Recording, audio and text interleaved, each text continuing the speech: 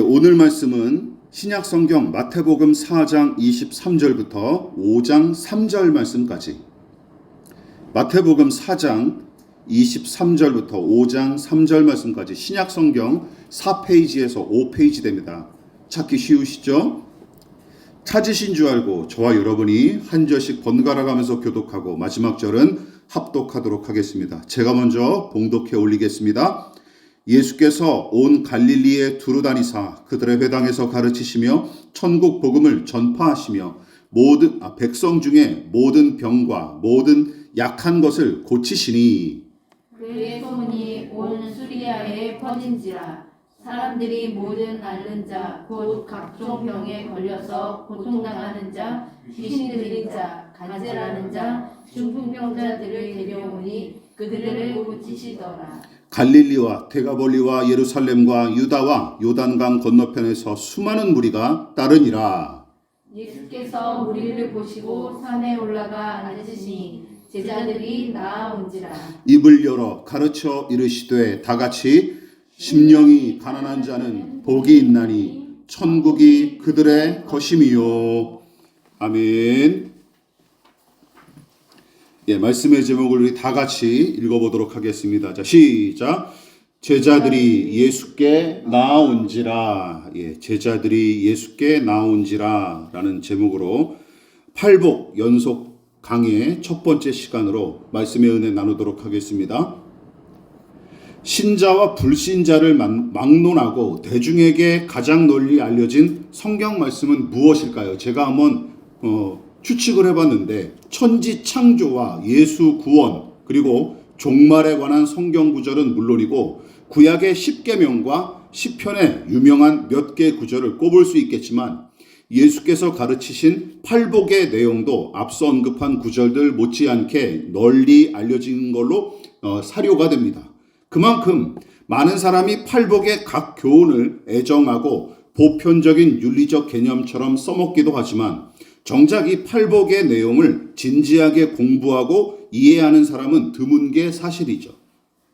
그래서 산상수훈의 대표적인 교훈 중 하나인 팔복의 내용을 하나하나 살피며 은혜를 나눌 예정인데 처음부터 팔복의 각 구절에 담긴 의미와 영적 교훈을 다루는 대신 오늘부터 3주에 걸친 설교는 이 교훈의 배경과 거기 담긴 의미를 먼저 살피며 은혜를 나눌 예정입니다. 자, 그렇다면 팔복의 교훈에 관해 이야기하기 전에 성경이 가르치는 복에 관해서 먼저 이해할 필요가 있습니다. 왜냐하면 팔복, 8가지 복에 대한 교훈도 결국은 복에 관한 내용이기 때문이죠.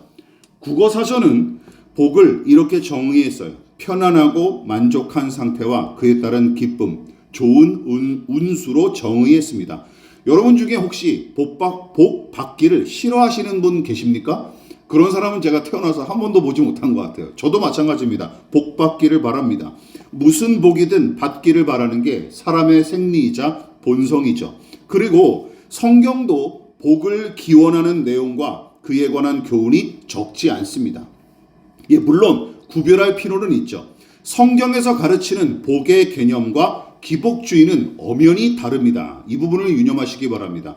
신광철 교수라는 분이 이렇게 진정한 복과 기복주의에 대해서 이렇게 정의를 내렸어요. 기복주의란 현세적 복을 최우선적으로 추구하는 가치관을 가리키는 까닭에 그 시간적 초점은 내세가 아닌 현세에 맞춰져 있고 그 공간적 초점은 하늘이 아니라 이 땅만을 향한다. 다시 말해 지금 이곳에서 누리는 부유와 안락에 종교적 관심이 집중되는 그릇된 신앙을 가리켜 뭐라고 부른다? 기복주의 신앙으로 부른다라고 정의를 내렸습니다.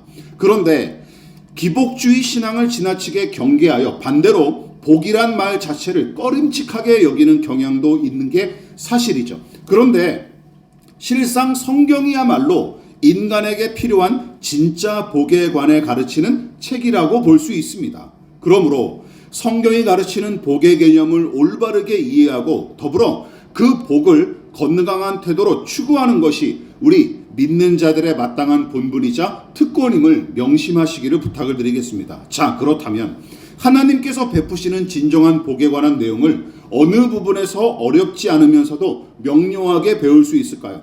신앙생활을 이제 막 시작하는 초신자들은 물론이고 이 부분에 대해 관심을 갖는 신자들에게 제가 개인적으로 추천하는 말씀은 바로 마태복음 5장의 이 부분 팔복의 내용과 함께 구약의 시편 1편을 추천합니다. 왜냐하면 가장 쉽게 접근할 수 있을 뿐만 아니라 여기서도 깊은 교훈과 가르침을 얻을 수 있기 때문이죠. 참고하시기를 부탁을 드리겠습니다.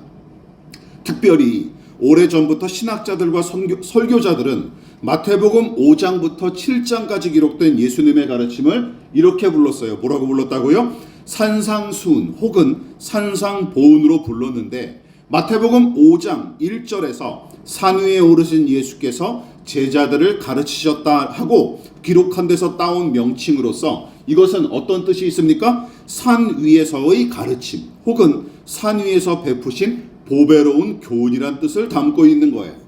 그러나 팔복의 교훈이 산상수훈의 전부는 아닙니다. 산상수훈은 8가지 복에 관한 내용으로 시작하기는 하지만 주기도문과 황금률의 교훈은 물론이고 하나님 나라의 백성다운 삶에 관한 교훈이 듬뿍 담겨 있는 까닭에 인도의 민족주의자인 마하트마 간디는 이렇게 그의 자서전에서 이렇게 밝혔었어요. 나는 매일 산상수훈을 3번 이상 읽지 않고 지내본 적이 없다. 산상수훈은 종교 중의 종교요 모든 종교의 다이아몬드다 하고 고백할 만큼 이 교훈을 이 성경 말씀을 매우 소중히 여겼다고 합니다. 그래서 그의 무저항 비폭력 투쟁도 산상수훈의 영향에서 비롯된 거로 평가하는 사람들이 적지 않아요. 또한 인도에서 복음을 전했던 미국 선교사가 이 간디에게 이렇게 물었다죠. 인도인들을 크리스천이 되게 하려면 어떻게 해야 되겠습니까? 라고 물었더니 간디가 이렇게 말했답니다. 당신네 크리스천들이 산상수훈에서 가르친 대로 사십시오. 그러면 인도인들이 크리스천이 될 것입니다. 하고 대답했답니다. 거기 더하여 오늘날 그리스도인들을 향해 간디가 내뱉은 신랄한 비판도 매우 유명하죠. 이 부분을 염두에 둘 필요가 있습니다. 뭐라고 얘기했다고요? 나는 그리스도를 좋아한다. 그러나 그리스도인들은 좋아하지 않는다. 왜냐하면 그들은 그리스도와 같지 않기 때문이다. 이거 많이 들어보셨을 거예요. 예수님을 따른다 하고 말하지만 정작은 예수님을 닮지 않은 신자들, 또한 성경 말씀을 배운답시고 유세를 떨지만 배운 말씀대로 행동하지 않는 그리스도인들, 우리와 같은 그리스도인들을 향한 불신자의 쓰라린 일침이죠. 어쨌든 산상수훈은 이처럼 많은 사람에게 널리 사랑받을 뿐만 아니라 깊은 감동과 영감을 주는 내용으로 가득한 성경 구절입니다. 그러나 주의할 점이 있어요. 여러분 중에 혹시 이렇게 생각하시는 사람이 있을지 모르겠는데 이 부분을 유념하십시오. 모든 사람이 아까 간디처럼 모든 사람이 이 산상수훈의 교훈에 따라 살아간다면 이 땅은 얼른 천국으로 변할 것이다 라고 생각하십니까? 또한 산상수훈은 이 땅에 천국을 건설하는 설계 도면이자 천국으로 향하는 지름길일까요? 제가 이 질문을 왜 던지냐면 예전에 어떤 책 설교집에서 이런 내용을 본 적이 있기 때문이에요. 과연 그럴까요? 그래서 이 교훈을 힘써 순종하면 구원을 얻는 것일까요? 유념하십시오. 산상수훈을 실천해서 구원을 얻고 이 땅에 천국을 건설하지 않은 주장은 복음이 아니라 또 다른 율법주의에 불과합니다. 이 부분을 명심하십시오. 그리고 그것은 십계명을 온전히 지키는 것만큼이나 불가능한 일입니다. 간디가 얘기한 그 말은 듣기에는 좋지만 솔직히 그걸 온전히 실천하기는 불가능한 일이에요. 그러므로 또한 산상수훈을 윤리적 교훈이나 도덕적 명령 정도로 생각하는 것도 곤란합니다. 왜냐하면 예수님은 그런 의도로 이 교훈을 가르치신 게 아니기 때문입니다. 그러므로 팔복을 비롯한 마태복음 5장부터 7장까지에 담긴 산상수훈의 내용을 율법주의로 바꿔치기 하거나 혹은 명언집에 나오는 글귀 정도로 폄하하지 않도록 주의하시기를 부탁을 드리겠습니다. 자, 그렇다면 팔복을 포함한 산상수훈은 누구를 위한 가르침일까요? 또한 이 산상수훈은 예수께서 어떤 의도로 가르치신 말씀일까요? 자, 그 비밀을 푸는 열쇠가 바로 우리가 읽었던 산상수훈의 배경과 서두에 분명하게 나타납니다. 자, 먼저 4장 23절부터 25절까지는 주께서 갈릴리를 비롯한 유대 전역을 다니시면서 행한 일들을 기록한 내용인데 그 중에서도 우리는 4장 23절을 주목할 필요가 있습니다. 자, 같이 한번 읽어볼까요? 시작.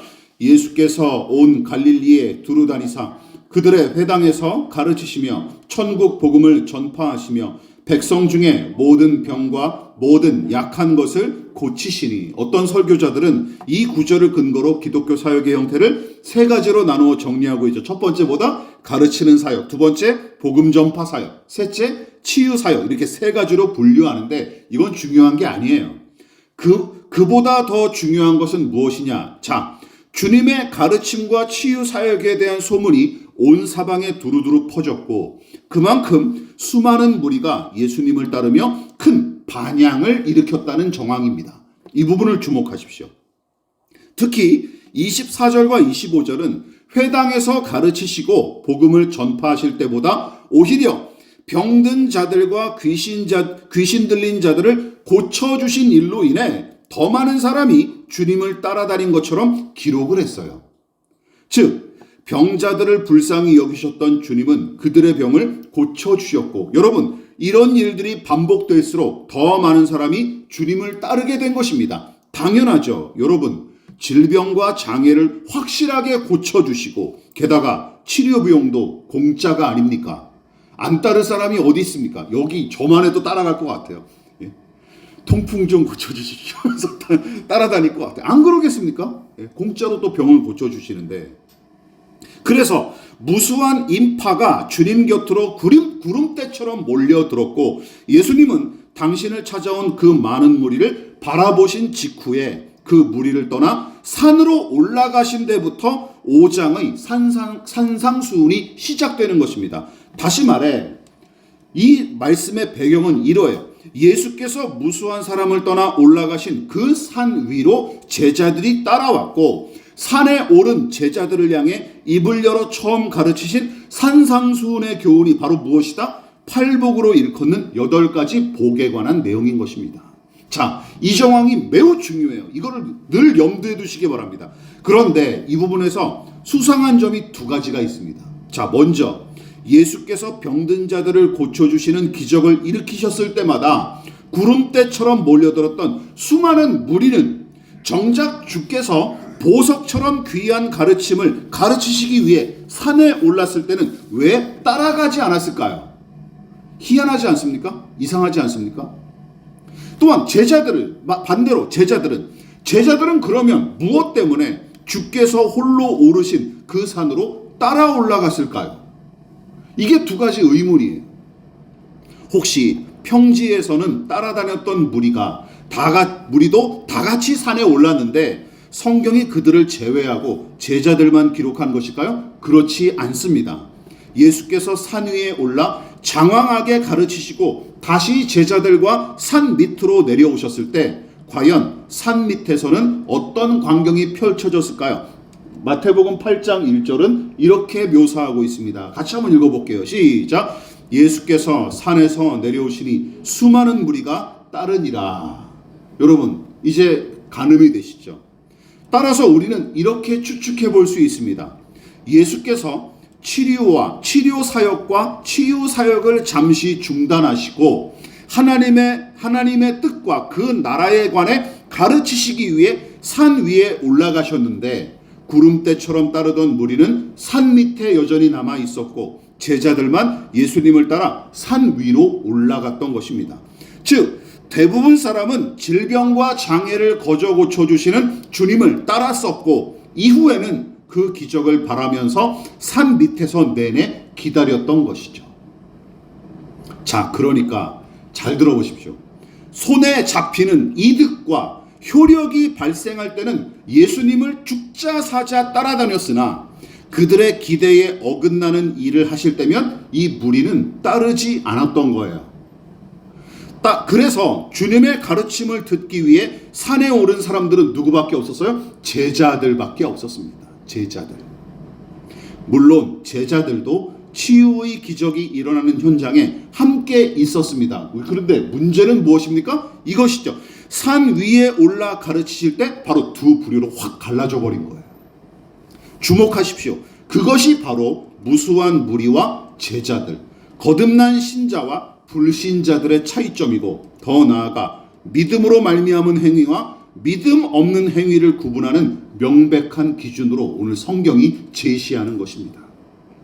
다시 말해 병든 자들과 귀신 들린 자들을 고치시며 놀라운 기적을 거저 베풀어 주셨을 때는 제자들과 수많은 무리의 차이점을 발견하기가 쉽지 않았고 다들 비슷비슷하게 보였습니다. 그렇죠. 그렇게 예수님께서 놀라운 기적을 베푸시면서 병든 자들을 일으키시고 빵을 거저 나눠주실 때는 제자들과 무리를 섞어 놓으면 누가 제자인지 누가 믿지 않는 무리인지 구별할 수가 없었어요. 그러나 산 위에 올라 가르치셨을 때는 두 집단의 차이점이 확연하게 나타났습니다.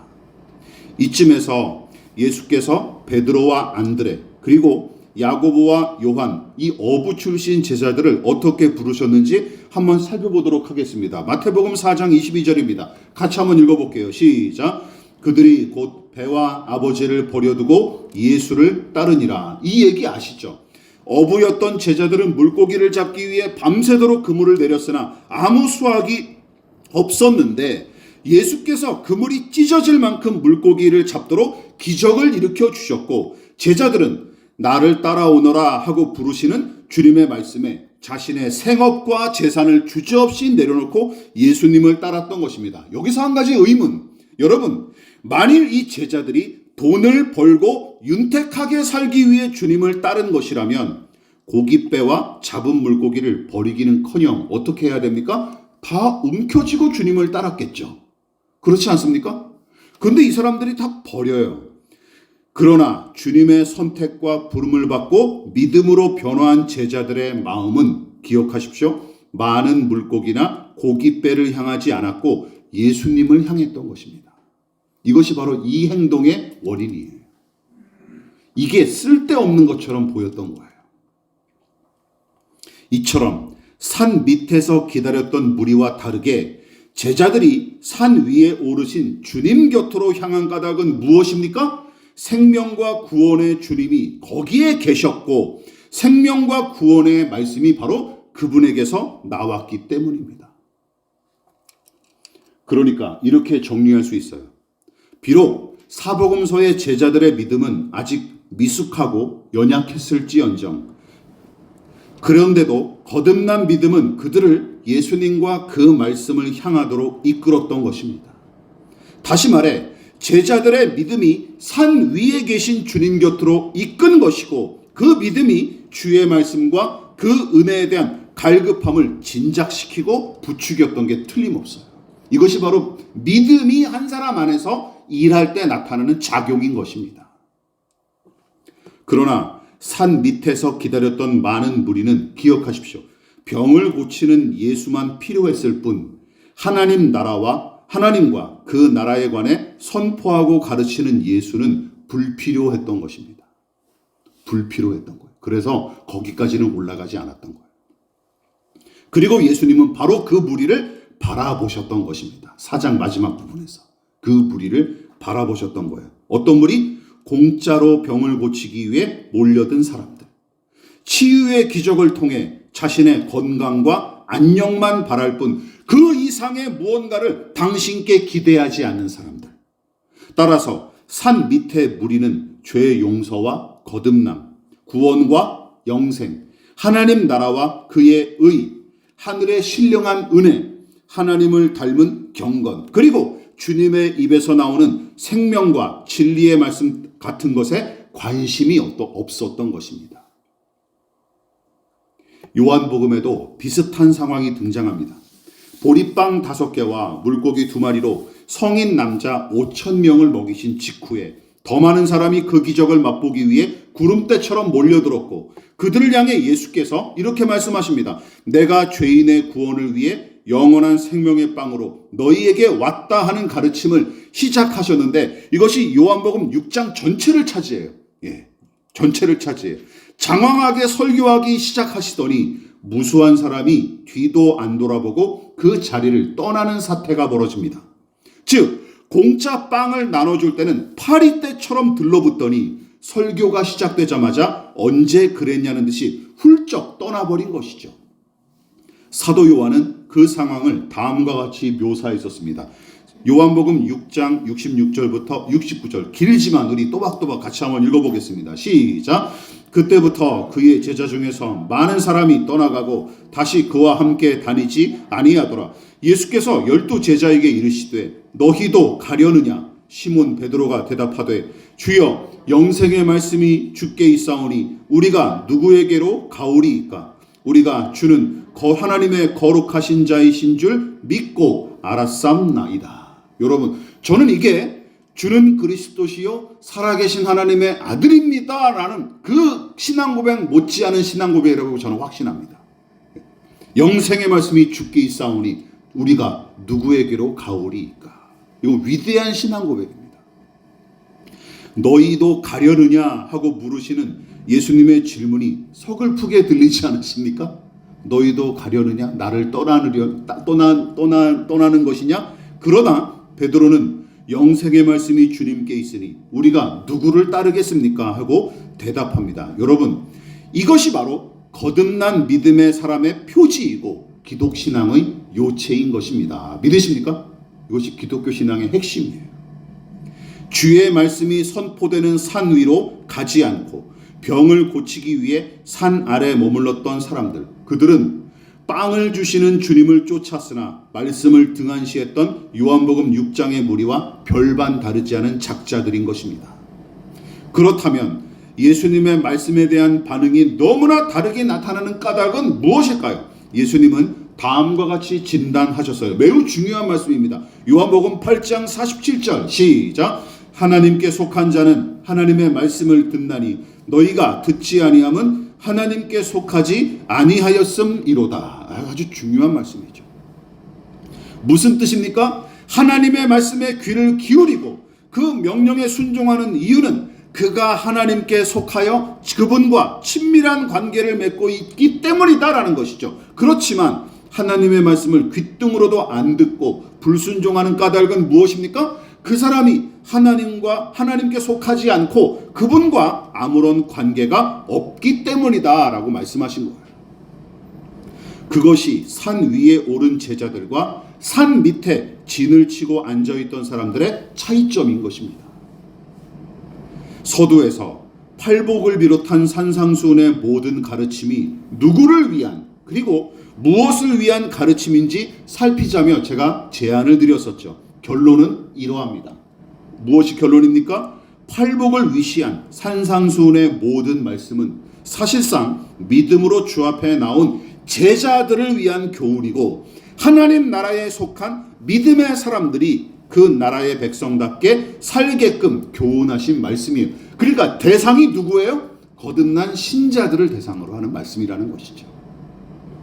불신자들이 듣고 이거 좋은 교훈이구나, 내가 이렇게 실천해야지, 물론 그렇게만 해도 박수 쳐줄 일이죠. 그러나 원래 이 산상수훈의 대상은 그게 아니라는 것입니다. 누구를 위한 말씀이에요? 믿음의 제자들을 향한 말씀이라는 것입니다.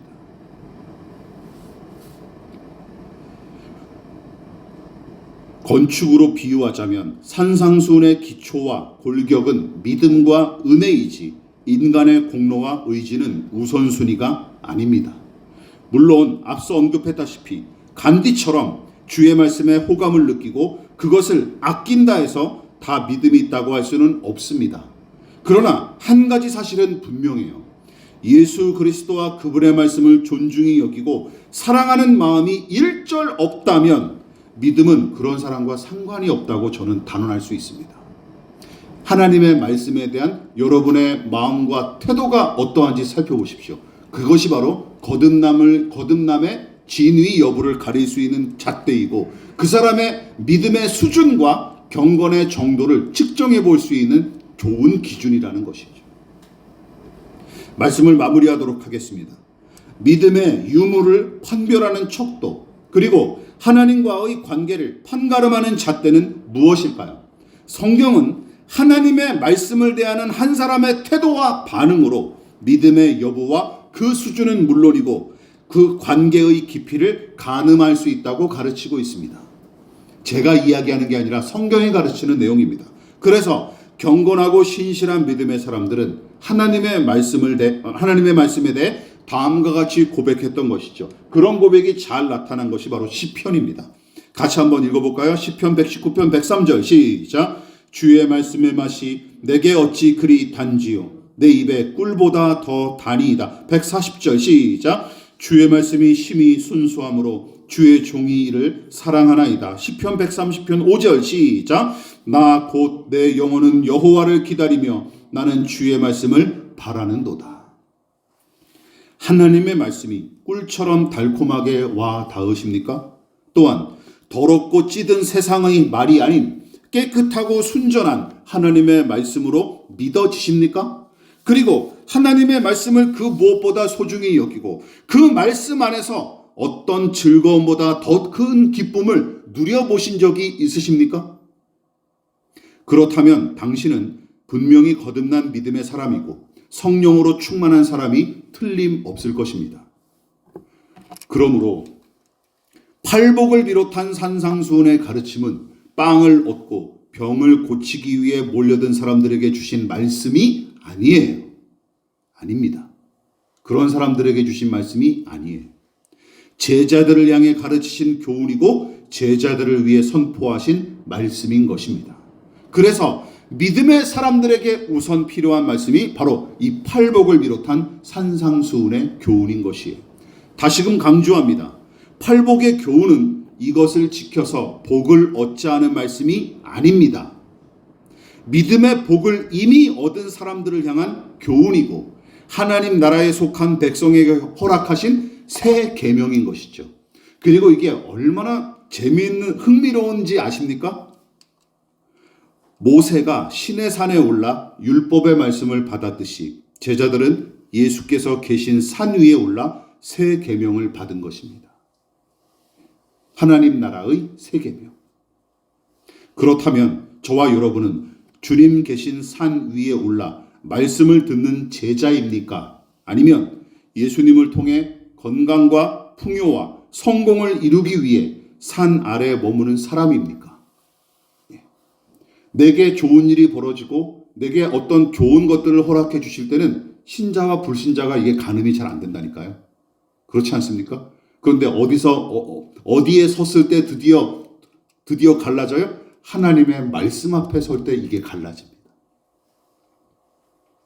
주의 말씀과 그분과의 관계 따위는 전혀 염두에 두지 않고 오로지 자신의 이익과 만족을 위해 산 아래 머무는 사람에게 여러분 산상수훈과 팔복의 교훈은 그리고 성경 말씀은 무의미한 짓거림에 불과합니다. 그리고 제 이익을 위한 주문일 따름이죠. 주문에 불과하죠.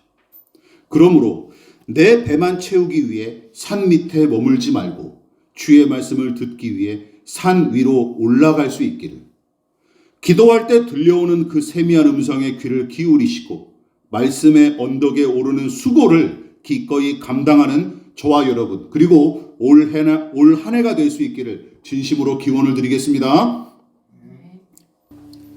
그러므로 너희는 이렇게 기도하라. 하늘에 계신 우리 아버지, 아버지의 이름을 거룩하게 하시며 아버지의 나라가 오게 하시며 아버지의 뜻이 하늘에서와 같이 땅에서도 이루어지게 하소서. 오늘 우리에게 일용할 양식을 주시고 우리가 우리에게 잘못한 사람을 용서하여 준 것 같이 우리 죄를 용서하여 주시고 우리를 시험에 빠지지 않게 하시고 악에서 구하소서. 나라와 권능과 영광이 영원히 아버지의 것입니다. 아멘.